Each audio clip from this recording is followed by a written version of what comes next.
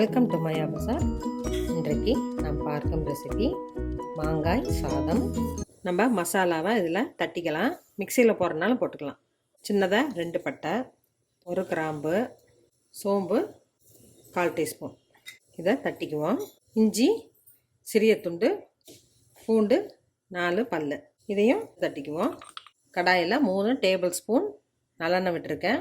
கடுகு 1/2 டீஸ்பூன், கடலைப்பருப்பு 1 டீஸ்பூன், உளுந்தம்பருப்பு 1 டீஸ்பூன், கல்லில் தட்டி வச்ச மசாலாவை போட்டுருலாம்.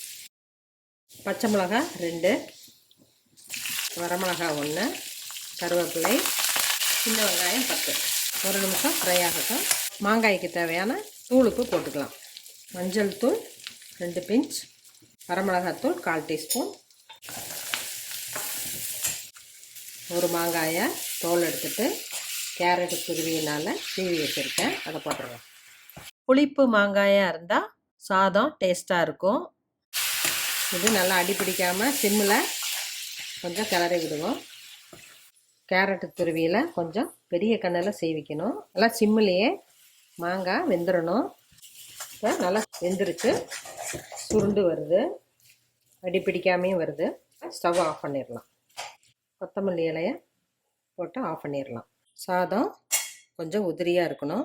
2-3 டீஸ்பூன் நல்லெண்ணெய் விட்டோம்னா நமக்கு தனித்தனியாக வந்துடும். எல்லா கிளறின சாதத்துக்கும் இதை செய்யணும். லேசாக பெரட்டி விட்டோம்னா நமக்கு உதிரியாக வந்துடும். கொஞ்சம் ஆறட்டும். சாதம் வெது வெதுப்பாக ஆயிடுச்சு, கட்டியும் இல்லை, நல்லா உதிரியாக இருக்குது.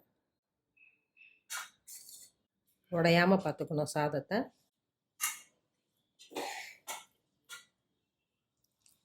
மாங்காய் போட்டு கிளறுவோம். உப்பு காரம் பார்த்துட்டு வேணும்னா ஆட் பண்ணிக்கலாம். கொத்தமல்லி சட்னி, புதினா சட்னி, ஏதாவது ஒரு ஃப்ரை வச்சு சாப்பிட்டா ரொம்ப நல்லாயிருக்கும். மாங்காய் சாதம் ரெடி ஆயிடுச்சு. மாங்காய் சீசனில் குழந்தைகளுக்கு செஞ்சு கொடுக்கலாம். வித்தியாசமாக இருக்கும். எல்லோருக்கும் பிடித்தது மாங்காய்.